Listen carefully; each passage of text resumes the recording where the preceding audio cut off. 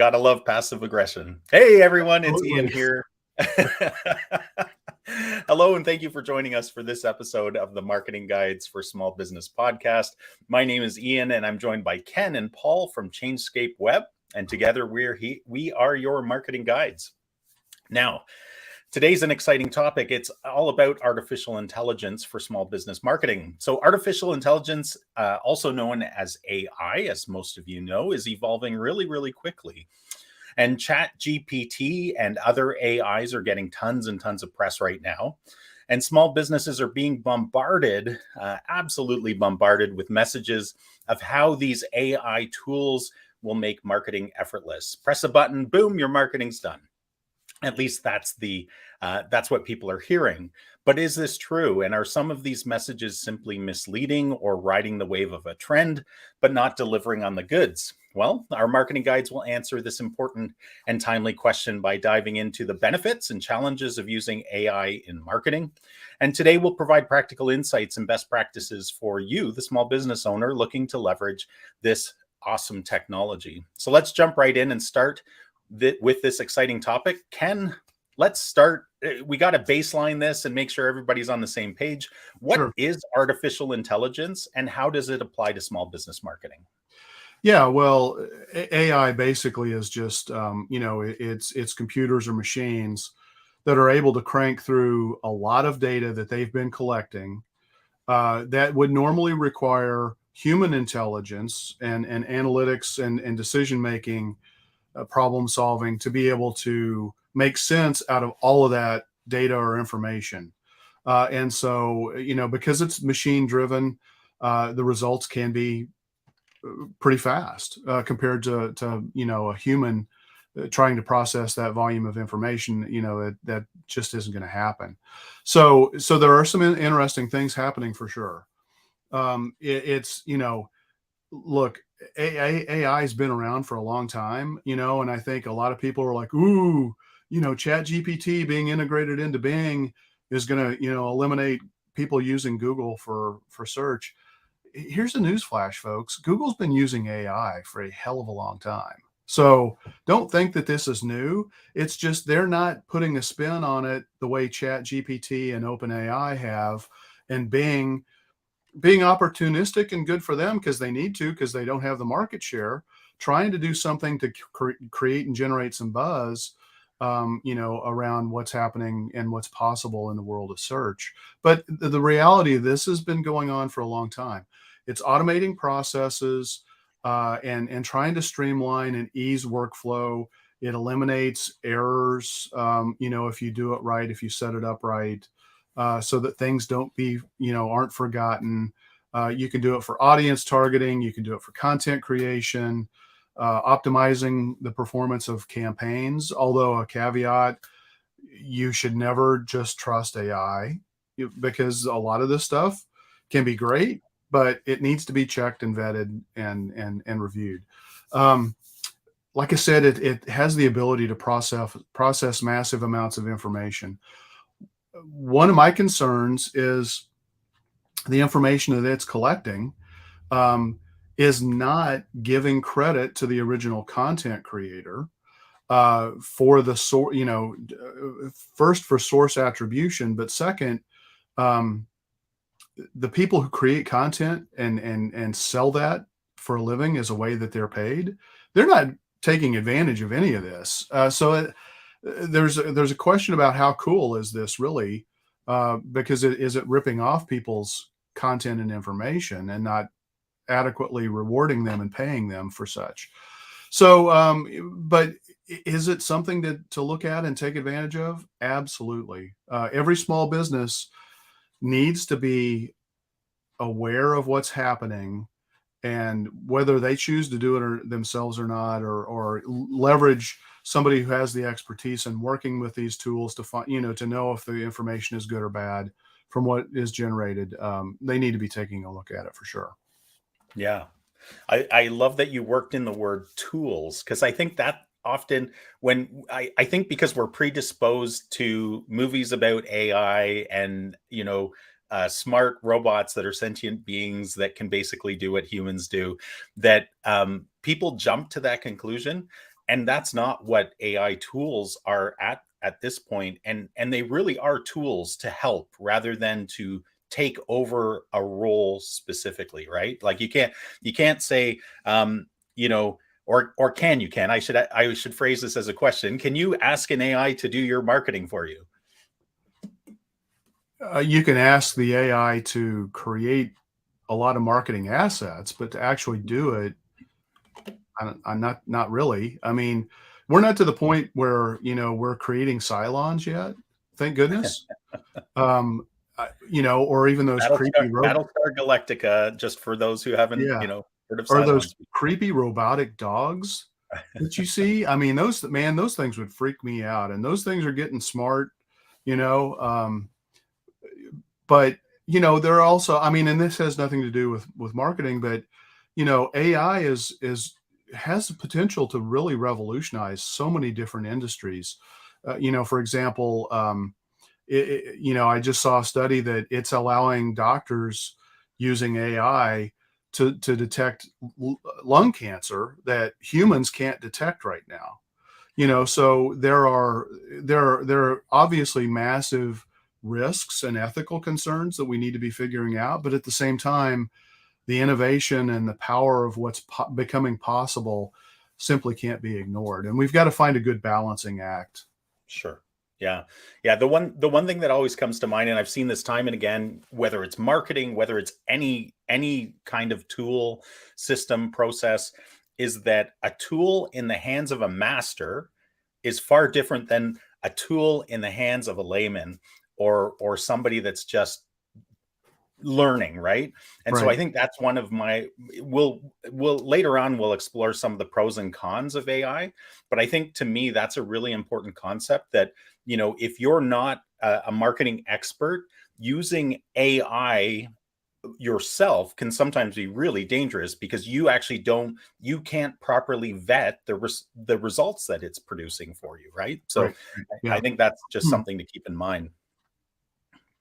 um Paul, in what ways can small businesses leverage artificial intelligence to help with their marketing? Yeah, there's a lot of different ways they can leverage it. But just like to kind of add on to some of the things Ken said about the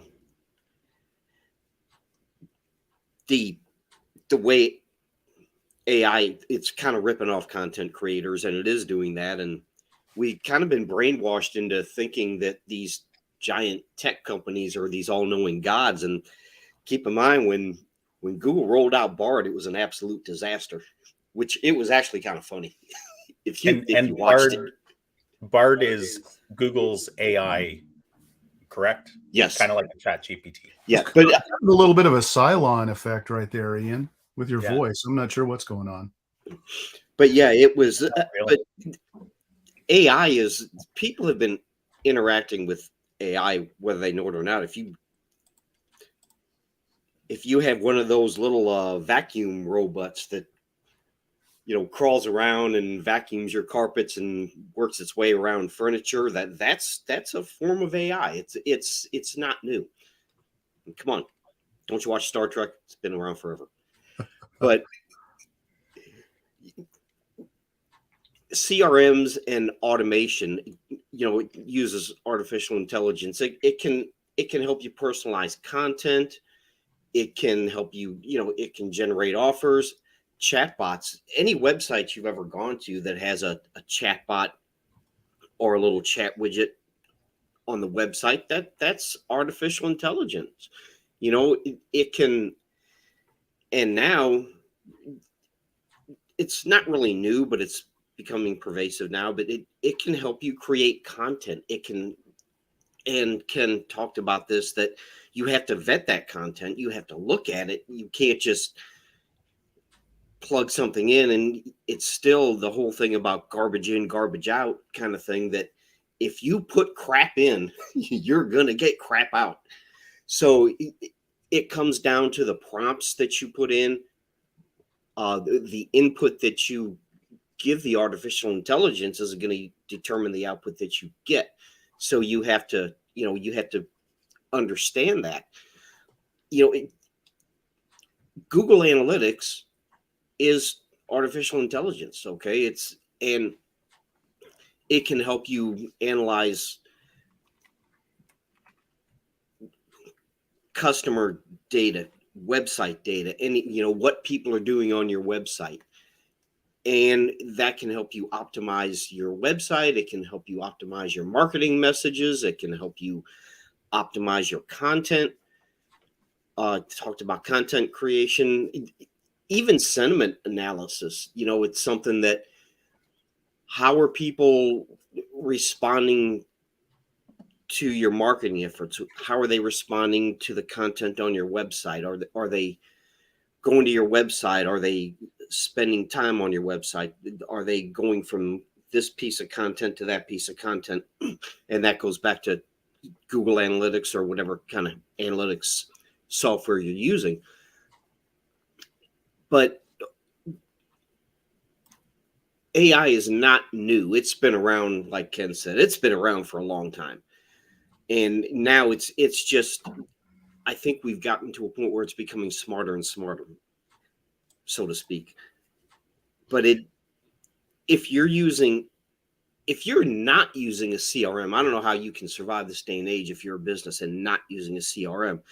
And any CRM worth the money you're paying for it is using artificial intelligence for this kind of optimization. And this, we talk a lot about something, missed call text back, where someone calls your business and no one's there to answer the phone, and you immediately get, or the customer gets a text saying, "Hey, sorry, we missed your call." Okay, that's artificial intelligence of your CRM. So there's a lot of different ways that small businesses can use AI, and a lot of it's going to be baked into their CRM system if they have one. And if you don't have one, you should get one. You mentioned sentiment analysis. Um, if you have a lot of Google reviews on your website, guess what? Google is doing sentiment analysis of all of those reviews to see what are people saying, and that is going to have a factor or be a factor on your search rankings based on the sentiment of what people are typing in when they leave a review for your business. And so this is not new. I mean, this is the thing that, it's new just because the awareness is new to a lot of people, but these things have been going on for a long time. Yeah, I think that's exactly right. The awareness is new. Artificial intelligence isn't new, but the awareness of what it is and what it can do is new. Well, I think what's interesting, and we could go down a huge rabbit hole, which I don't think we should do, so I'm hesitant to even bring this up, but there is a difference between algorithm, which are rules-based data analysis, basically, right? And then you have artificial intelligence. And I actually disagree a little bit. I don't think artificial intelligence has been used as in huge forms in the last 10 years. I think it's only been the last few years where businesses have hesitantly, because there's definitely some risk involved with this, and this is why Google hasn't come forward, or they didn't come forward until after this explosion of ChatGPT, is because the businesses have been worried about, there's been tests where some AI systems have kind of run out of control and given some really weird stuff. So they've been hesitant to really open the floodgates. But as far as public consumption, I think that's what ChatGPT has done, is really just blown the doors open, because it's the first accessible form of AI, which is really just a language learning system. And it's not always super intelligent, because it's just spitting out kind of amalgamated information that it gathers from different sources, the top sources on the internet, right? So it spits out flawed information all the time, although it's getting better. But I think that's important for people to understand. And then also that we are very deep into AI because we've been looking at it for probably 2 years. It's become more and more popular from a marketing standpoint. The discussion, the tools have become available. But even there, like a year ago, most of those tools were absolutely horrendous. The results they were giving were crap. It's only been in the last, I want to say, 6 to 8 months where we've started to see some really interesting developments where it's like, okay, the tools are getting better. So for the average business owner, these would not have been, within your purview at all, because even from CRM systems, it's only since ChatGPT became popular that people are starting to pop up and saying, hey, we have AI in our CRM, and we have AI in this, right? It's become kind of the ingredient you have to include in software now to be on the leading edge. So I think Yeah, that's important to understand too for the average business owner. yeah, it was certainly the tipping point, because AI has to learn, and in order to learn, it has to fail, and it has to keep making mistakes, and it has to gather more and more data, and all of that just takes time. And we've gotten to the point where there's clearly been a maturation process, and now a publicly available set of tools, and an exposed API that other software developers can take advantage of that, to where that's where you're seeing the explosion right now. It kind of reminds me of what happened when Twitter launched, in 2006 or seven, whenever it was. There was an explosion of tools that would allow you to do all kinds of amazing things that you'd never been able to do before using just Twitter and these tools. I mean, you could watch presentations live streamed just by reading a Twitter news feed because people were using hashtags. There were just so many crazy tools. 90% of those died out very quickly, and some of them were acquired and absorbed into the platform. Some of them gained legs and were able to grow and survive. And that's what's going to happen with what's going on with AI right now. Yeah. The other thing I should mention too, just because everybody's on a different plane of understanding, is that right now when we talk about AI, we're not talking about one single artificial intelligence platform. The chat GPT is OpenAI. OpenAI is the company that owns it, and OpenAI is certainly one of the bigger ones. But as Paul mentioned, Google has Bard, and other platforms, Microsoft and Intel, and all of these other companies have their own versions that they're playing with and have been playing with for a while. But just so people aren't running scared in the streets that there's this one master artificial intelligence out there. That's not the case. These are just competing platforms that are trying to basically accomplish the same thing. Yeah. Ken, AI is getting a lot of press for content creation. We've touched on that a little bit, but maybe you can share some use cases with small business owners about how content creation and how AI specifically can help with that to help them do their marketing better. Yeah, I think it was Paul that mentioned prompts, and there's an emerging field called prompt engineering that that is going to become really important. I think the quality is going to be all about prompts, but you can go into a tool like ChatGPT and say, give me 5 blog post titles on this topic, and it will generate those 5 or 10 or whatever you specify. You can have it write blog posts. Again, you have to use the right prompts, but you can basically say, write a 750 word blog post on this topic. And Ken, just to interject, because I think this is a really key point for people. So if they do those prompts, and if you say, hey, I want 10 topic ideas for blog posts on this topic, just so people understand the quality they're getting, how many, just roughly from your experience, how many of those are actually good ones, or how many need refining? That's hard to say in general, because I've seen it where I would have said that I could use any one of those 10 that were generated. Typically, though, what I find is there are usually a couple that are probably really good to go. But you can also take elements of all of the others that were generated and kind of merge those together and maybe even come up with a better idea. But, and again, that's where AI may not give you the perfect solution, but look, if it does the heavy lifting for you to present the ideation and the results of that, and so that you're not bogged down in that, but then you can look and you could say, oh, this is really good, but if I combine this one with this one, that's really the best one. And so from that perspective, I think it's right now still, I think a human typically needs to be involved. Absolutely. Yeah, and a human that understands what, like, again, going back to the master of the layman with the tool, I Right, think that's where people get confused, is that if you or I put in a prompt and we get spit back certain results, we very quickly know what's good and what's bad, right? Because of right, our experience and our expertise. A content writer would be the same, another marketer would be the same.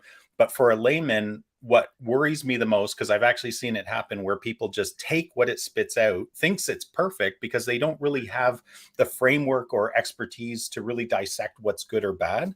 I think right. that's where things go off the rails pretty quickly, because they can't filter what's good or bad. Yeah, yeah, absolutely. I mean, there are tools that will slice and dice and create social media posts Yeah. from a blog post that you create using artificial intelligence. Those are great. You can have it write product descriptions. One of our favorite things, I think, to do, I think, Ian, you and Paul would agree with this, is to leverage the power of AI to apply better SEO principles, because those tools give us the ability to have visibility into a whole lot more data than we would normally easily be able to collect and gather ourselves, and it presents it to us so that we can make better decisions. But we still are having to make those decisions. So it's really it's a set of productivity tools in the right hands can be very powerful. As you said, Ian, in the wrong hands, it can be flat out dangerous because some of the information is going to be completely wrong and inaccurate. And if you're in a business where you put somebody's life at stake based on content that you put on your website, and you blatant, I mean, you didn't do your due diligence to find out that something that was generated from AI is just flat out wrong and incorrect and could, cause damage to somebody. We haven't, I don't know of any instances that's happened yet. It's going to happen sooner rather than later, unfortunately. And who knows what's going to happen in the legal realm. One of the interesting things that I've seen is actually, speaking of legal realm, again, all of the case studies and precedents that are out there, AI is going to have an opportunity to do a lot of that work, and gather and pull that information together a lot more quickly. And so that's an area that's maybe a little susceptible in terms of job loss. Anyway, that's kind of a side note. Um, the other thing that's interesting, and I still find most of the output from image editing to be somewhat bizarre still. Yep. But it's getting better, and it's getting better quickly, to where you can type in a description of a green unicorn jumping over a block of cheese, saying a curse word as it does a triple sow cow. How And That's the exact search I did. How did you That's amazing. I've got some AI help, buddy. But yeah, you can produce that image, and you're not going to find that, but probably by doing a search for an image, and either to buy that picture or find open source, or Creative Commons, so sure, you can create that image. Is that useful? Probably not. But, I mean, even Canva is doing this now, Mhm. so if you're using Canva, you have the ability to use their AI to generate and create brand new, fresh images that, and look, I mean, there's one guy, there's a man and there's a woman that I see over and over and over again. I bet I've seen them 1,000 times. I've probably used one of those two in some of my pictures a long, long time ago. And if you're in the business of consuming a lot of content, which we all are because we have to stay up to date, it's pretty easy to say, "Yep, stock image, stock image, stock image," because it's the same people. Right. Yeah. Um, and so, AI is exciting from that perspective, but it's also troubling because there are a lot of people who make their living creating those photos and selling them to systems that allow agencies and businesses to be able to buy those images and use for our purposes based on the licensing through that agreement. Sure. So yeah, I'm curious to see how all that shakes out. Voice generation is also another interesting thing. I mean, even curating and creating radio stations, is now falling into the realm of AI. I mean, it's permeating through a lot of different industries, and all of those have implications for marketing. I mean, so for example, if you're a marketer and you make a lot of money on your website by letting people run ads on your website, um, that business may go away or largely be impacted by what happens with AI as AI starts to either change search, search engines or displace search engines. A lot of content creators who make money by, putting and either receiving or collecting or charging money for content placement. Who knows how that's going to shake out. Yeah.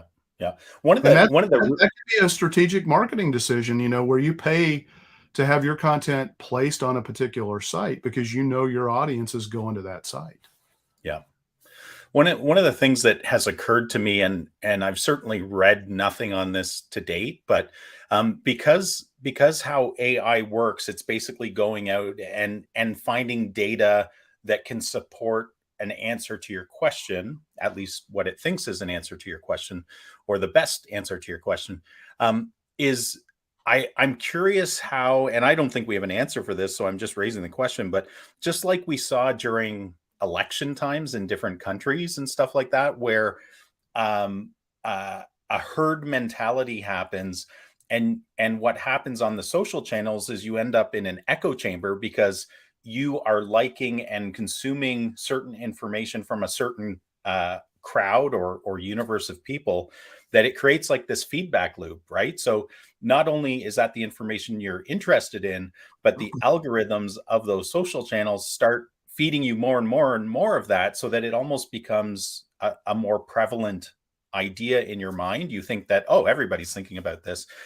And I think what's occurred to me with AI is that in the same way as we're populating it, or populating our websites, our social networks with AI driven content that may have a slant in a certain direction, whatever it may be, and whatever content we're creating, I'm curious whether this might even create its own feedback loop, because now the AIs are referencing the most used content that's been created by an AI, if that makes sense. But that's Yeah, it's the whole alternate facts kind of a thing, right? So, I mean, the AI is only going to give you results based on the sources that it's that it has access to, that it can build and sift through and make decisions and learn from.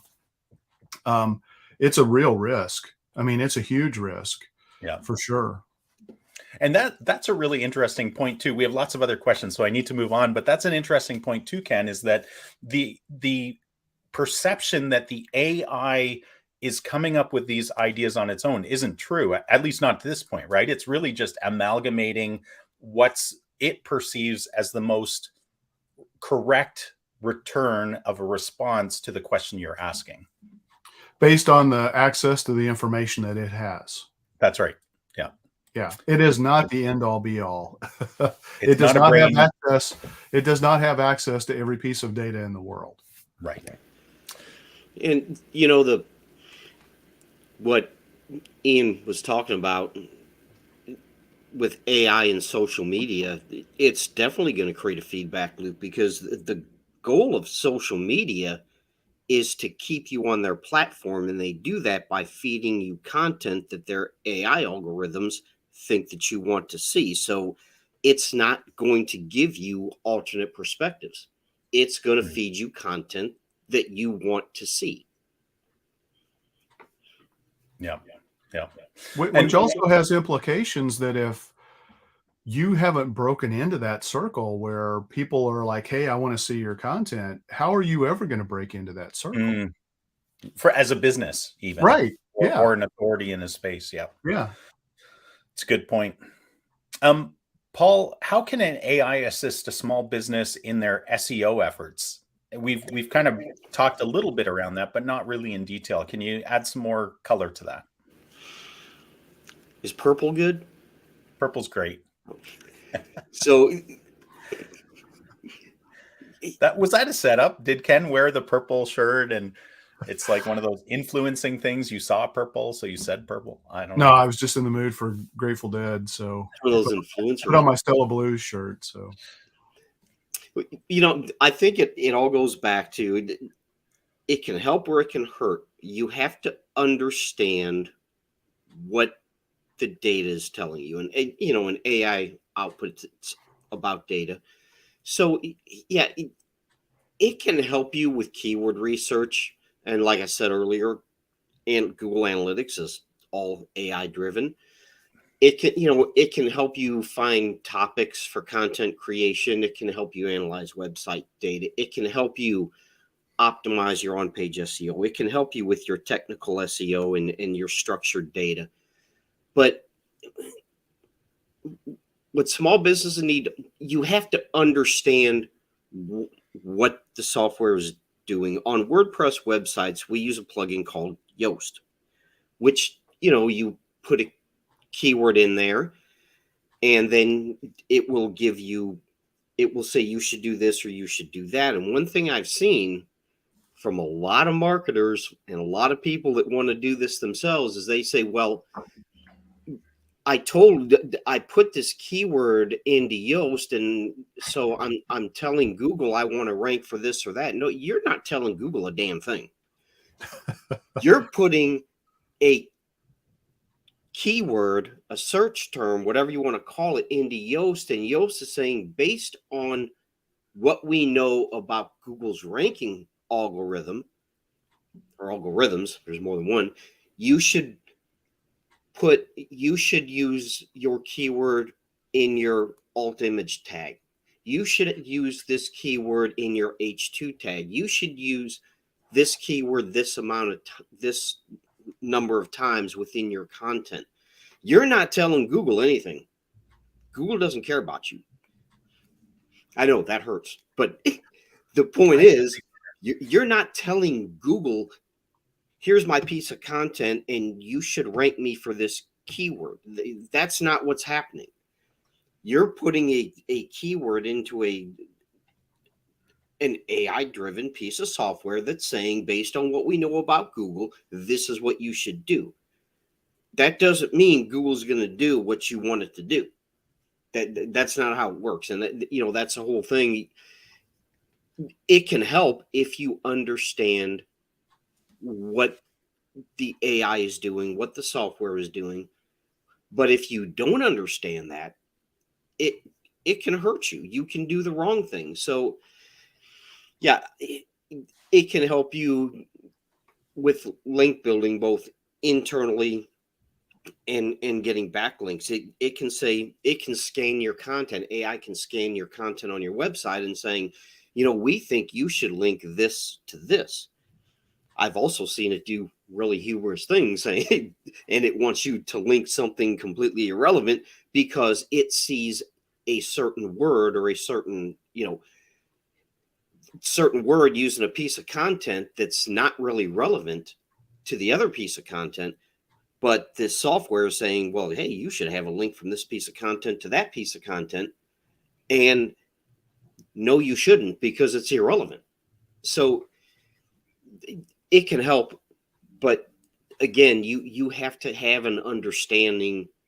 If you don't have a basic understanding of what's going on, how these things all interconnect and work together, you can draw a lot of incorrect conclusions. I use the analogy a lot of times of bounce rate in Google Analytics. Bounce rate by itself tells you nothing. It has to be looked at in context with other things like dwell time and time on site. Because if someone goes to your website because they want your phone number, they go to your website, they get your phone number. Well, in Google Analytics, that's going to show as a bounce, but it served its purpose. They got your phone number and they called you.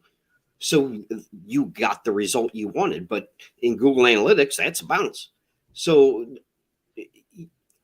you have to understand all these things in context. So Yeah. Can it help? Yes. It can help in the context that it can give you a starting point. It can give you ideas of what you maybe should do, but you have to have a deeper knowledge of what's going on in order to properly implement what it's telling you should or shouldn't do. Yeah. Some of the biggest wins we've had with AI in SEO is for sure building out content, right? Helping us in our analytics of, where there's some gaps, or if there's gaps in the keywords that we're ranking for. But again, we rely on other tools for that for the most part. But then once we know that information, going to AI, doing some iterative creative process from a writing standpoint of, here's the keyword we want to cover, here's the rough topic we're trying to meet with this article. Give just like the anecdote that Ken gave. Your name's now Kevin. Is it can spit out some iterations of that, which can be valuable from a creative process if you're an SEO driven writer and understand what you're looking for. And then you can then take that and you can say, hey, we want a meta description, an SEO meta description for this page and this topic, and we need it to fit into this many words. And chances are, people, that it will not fit into those words. You'll have to go through like 5 iterations with the ChatGPT or whatever you're using to get it down to what you want, because even though it can do some things, it doesn't do all things well. And then, yeah, you can start to do some other things. But we find from a creative standpoint that it gives the experts quicker wins through the iterative process of writing and creating content, but only the experts, right? Like they have to understand what they're trying to achieve. And usually they're using other tools to diagnose and uncover what are the things we need to do for the most part. So that's just kind of my point from SEO. Anything else from your standpoint, Ken? Yeah, a couple of things. One is just because it was generated by AI doesn't mean it's unique. And unique content is a critical concept that we haven't really brought up yet. But No. If it's duplicate content, not seen as unique content, it's going to be ignored, by the search engines. Because and the other thing is just, is it detectable as AI? If it's detectable as AI, then Google is probably going to knock it down some, because Google is most concerned, and this is part of the EEAT process or framework that they've set up. It wants expertise and authority content from somebody who is an authority. And if it's written by AI, it doesn't see it that way. And so it's going to knock it down according to those parts of the framework. So that I think that's important. Just because you can press a button and generate, some content doesn't mean that it's going to pass all of the tests that it needs to. And most people don't know to think about that or check for that. Yep. Great point. Anything generated by AI or any content generated by AI is generated from content that's already out there. Yeah. Yeah. And just to be clear too, like for the most part, it's not always true, but for a lot of creative work, like, in fact, most artists would actually say this, that there is no original idea, right? Like all ideas come from a seed, a concept of something that they've seen before, and they've amalgamated multiple, ideas in their head in order to come up with a new idea. So it's not, even the idea that we're using other people's ideas is nothing new. Like, again, it's you have to be super careful that you're not plagiarizing in whatever form that is, whether it's artwork or words. But also with I think it's a fair idea to share that, a creative writer never starts from zero. They're always gathering and researching and pulling in ideas from existing sources in order to take that and create a new piece of content. So the AI is, in some way, is actually, if it can do that and rewrite the content, it's almost doing it in a way that we're doing naturally now anyways, if that makes sense. I want to touch on something here though, that, you know, right now in the creative endeavor, humans have five senses that we know of, and those all come into play in the creative Mm. process. Yeah. And right, AI doesn't have those senses, and therefore it can't make some of the connections that Mm. humans might make from hearing or smelling or tasting, that generate that seed of creativity. Hmm. I love that, Ken. And AI is not there. When it gets there, yikes. We'll cover that in another podcast someday. Hopefully if in a we're century or if we're more. still alive. That's right. Hey, we've talked about SEO. Paul, I thought a really good you've actually touched on this a little bit, but I'd love to go a little bit deeper for our listeners.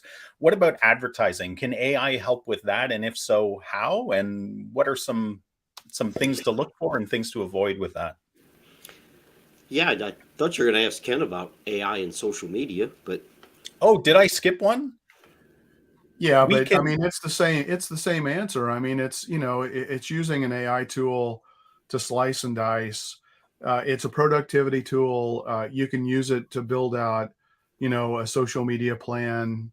And it'll give you a nice little task list that, again, you need to go through and vet and say, yeah, that makes sense to me. I'm going to do some of these things, or no, that doesn't make sense to me. It's not worth doing. It can break up long form content into smaller bite-sized chunks, which is what you need on social media. It can maybe even help you write some pithy or interesting headlines or captions, that can drive some activity, maybe even generate ideas for hashtags.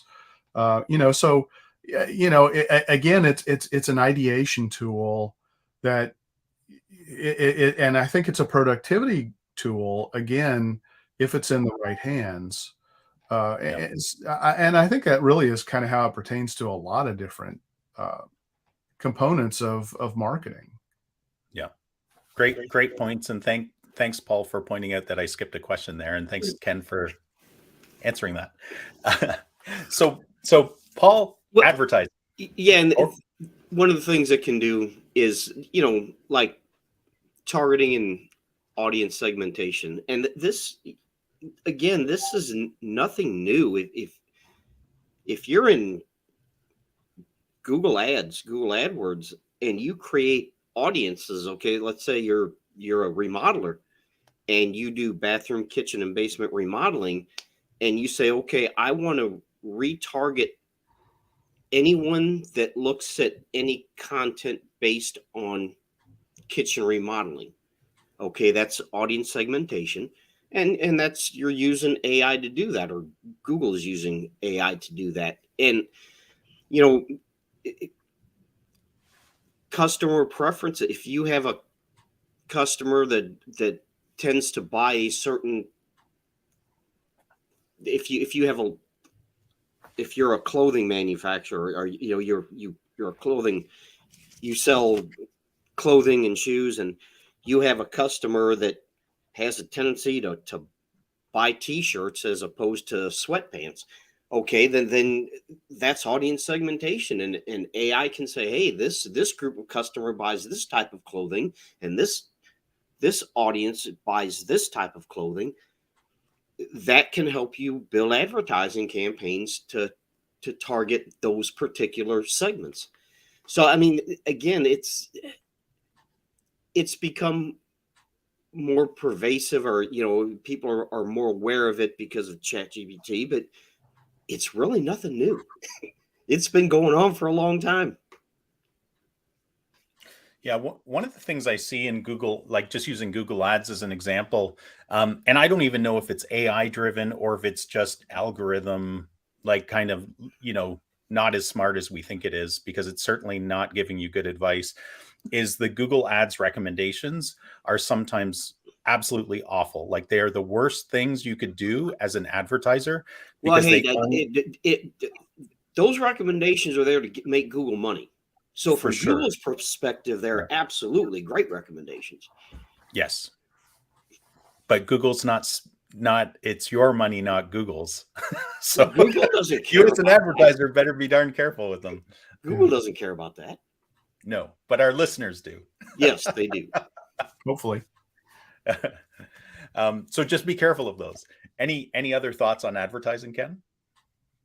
Well, again, I think it's, what it can do is it can accelerate the decision making process, because it can gather large amounts of information that wouldn't easily be able to be done, um, even through some of the existing tools that have been out there for a while, and pull them together so that it's going to give you access to and pull together that information so that maybe you can make some better decisions and bring to your awareness something that maybe you didn't know before.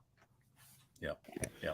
And I think something you have to be careful of is data paralysis. We live in a society, you can collect so much data that you're just overwhelmed. Yeah. Well, and, Yeah. and that's also an opportunity for AI to alleviate that, to say, look, here's all the data that's out there, but we've sifted it down to where this is what we think is the best way to go. Yeah. Yeah. In all my corporate marketing jobs, the one thing that came out of that was really clear was we had so much data at our fingertips that it wasn't the data that was important. The data undergirded and provided us with what we needed in order to make decisions, but it was the insights that actually we could draw out from the data. And I think you're absolutely right. Like as AI, and I hate to use the word evolve because that scares some people, but as AI develops, I think that part of it can become really, really valuable to us as business owners, because it'll help us slice and dice data. And truthfully, I think what we really want is that it will help us understand our customers and our prospects better so that we can better communicate and better serve them. And I think that's probably the key thing with any kind of AI that we should be looking at as business owners is, yes, it can help create some processes. It can help us use a tool that will speed up some of our development of things. But really, the whole point of it is content is never for content alone purposes. It's to help us reach the people that we're trying to communicate with in better ways that better serve them. And I think if it can help us do that, then it's a tool that's valuable to us for sure. Yeah. Ken, let me make sure I'm not skipping a question here. Awesome. We've talked a lot about some pretty cool stuff that AI can do. Being in the industry, as we all are, the marketing industry, and using AI, and we've been playing with it for a few years now, I think I can safely say that most marketing experts see AI as a tool and a support for certain efforts, as we've discussed. But as with all tools, they can be used, they can be misused. Let's take a look at some of the downsides of AI for small businesses. I think you've a little bit broached this, but talk a little bit more about what are some of the downsides, the dangers, the minefields that small businesses should avoid when looking at AI as it currently stands. Yeah. So I guess the first one is really it pertains both to the AI, but also to the person using AI, and that is limited understanding and expertise. again, AI is only going to be as good as the data that it has access to, and it's only going to be as good as the prompts that are fed to it from the person who's using it. But then on the flip side, you know, a lot of entrepreneurs have a characteristic to where they're just doers, and and they're very action oriented. And so I think there's a great risk that somebody who's got a really strong entrepreneurial drive can just pop in some information, quickly get a result out of some AI tool and act on that very quickly. And I think that that's a very risky thing to do. uh, it's great that they're action takers and very action oriented, but again, you've got to vet the data. You've got to make sure that it makes sense, that it still works, and not just operate, get a quick answer and then say, yeah, that fits with my gut, and act on it and hope that everything's going to work. I think that's really risky. We still don't know all of the security and privacy issues around all of this. One of the things that really scares the daylights out of me is people using AI to crack passwords. Hmm. Because I mean, you talk about an application that I think is just ripe for exploiting for bad actors. It's probably that, and that scares the crap out of me. Um, Over reliance. I mean, you can't just rely on this. Um, Inaccuracy of the information. Again, I can't stress this enough. Just because whether I mean, think about what you do when you Google something, or you use a search engine to find an answer. You click through and you vet that information. Or you should, at least. At least you should. Right. So just because you plug something in to an AI tool and it generates a result, and you're like, oh, okay, great, I don't have to do anything more. Boom, I'm off to the races. That's really dangerous. You still have to vet information. And one of my biggest concerns, from a society perspective, is we don't have a lot of critical thinking going on right now. And that scares me, because that can be really dangerous and feed the echo chambers, and all that kind of stuff that we might not even be aware that we got trapped into. Ken, we have zero critical thinking going on. Well, yeah. I mean it. I put this into Google, and Google said this, so it's got to be true. I saw it on Facebook, so it's got to be true. Yeah. I'm pleased when I hear the younger generation actually being somewhat critical of what they see on Google results and social media. So there is some hope. But what's happening is they're turning to TikTok and they're turning to AI tools as an alternative to the classic search engines, which is scary, because they have a healthy skepticism about some of the results that they're getting from some of the more traditional tools. They're going to new tool sets, which we really we don't know how accurate and up to date the information is overall across a broad range of things. And so I think that that's also a very dangerous thing as well, because those are the younger you are, the more likely you are to be turning to TikTok. And I just saw a study that younger people are starting to use a ChatGPT as an alternative to a search engine way faster than any other segment of the population. So that's dangerous. Attribution of the source. We don't know where the information comes from. So how do we know if it's accurate? That's a real problem. Legal and regulatory. We don't know if it's stepping on creative licensing. I mean, you hear anecdotally that, it's taken content directly from people and generated it as an output. But we haven't seen the legal or regulatory concerns there. And we've talked about the echo chamber, and all that kind of stuff. So I mean, there's just, it's exciting but look, I think the best way to approach this is to look at it as a productivity tool right now, and not rely on it to be the end all be all trustworthy source that you need to make all of your decisions around. Yep. Yep. Yeah, and some of the stuff too. If if some of our listeners or viewers have tried ChatGPT, it's a chat kind of prompt based structure, and the more you stay within one chat session, the more bias it becomes according to how you ask, what answers it gives, and it almost becomes its own echo chamber within the results that it's spitting out too. Yeah. Um, I know we're running out of time. Paul, do we have time to answer a little bit more? I thought it would be good to go a little bit deeper about ChatGPT by OpenAI, because it's been garnering the most press. And certainly, when I'm talking to business owners, that's the thing that keeps coming up, that, hey, it can solve all our marketing problems. Can you share some of the ways that a small business could leverage ChatGPT that maybe we haven't covered yet? And also specifically with that, maybe some things they might want to avoid. Yeah, I think we've kind of touched on a lot of this. Is that one of the, if you're a small business and you haven't gone down this path yet, so to speak, I think start with a good CRM, because any good CRM is going to leverage AI to some degree. And I think something you asked with ChatGPT is that things to avoid, things you shouldn't do. It's not the be all end all. It's not going to solve all your problems. You can't just plug something in and take the output without vetting it and use it. So it's really,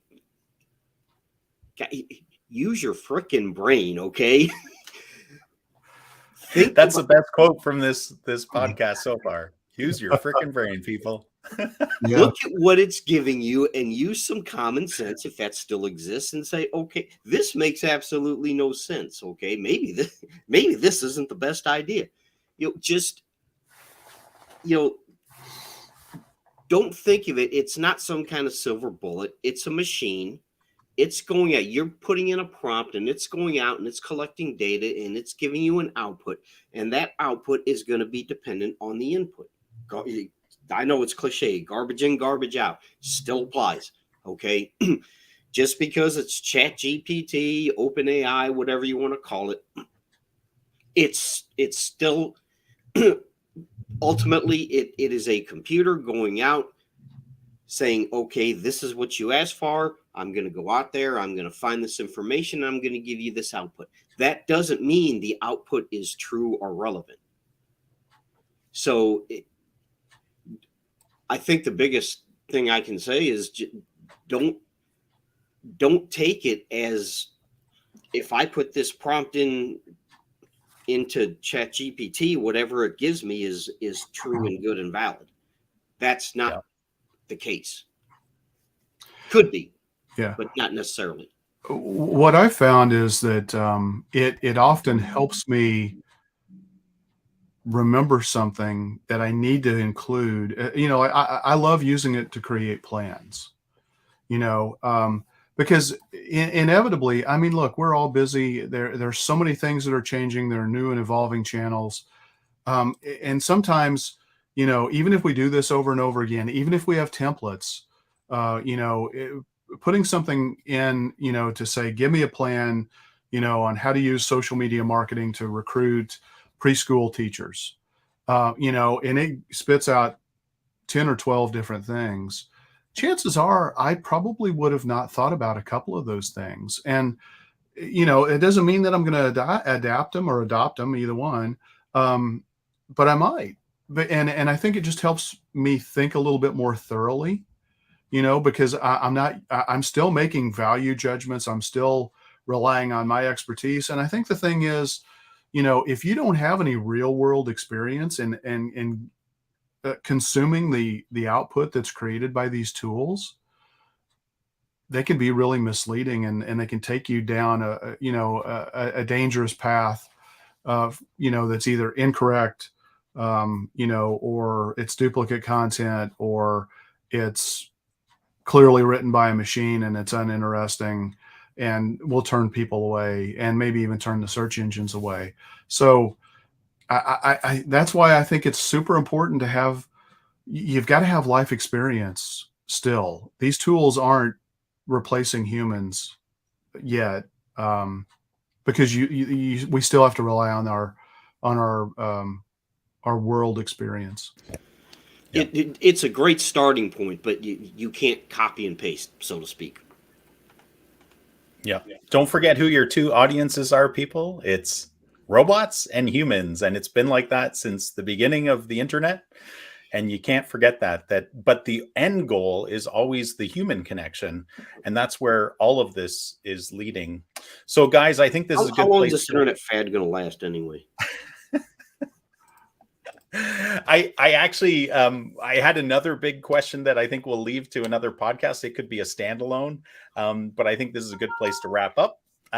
Thank you, Ken and Paul, for sharing your thoughts on this topic of AI for small business marketing. And thank you to our audience for joining us today. Please share if you find value in this podcast. Share it with people within your circle of influence. If you have ideas of topics that you want us to cover, we'd be happy to do that. So send them on in.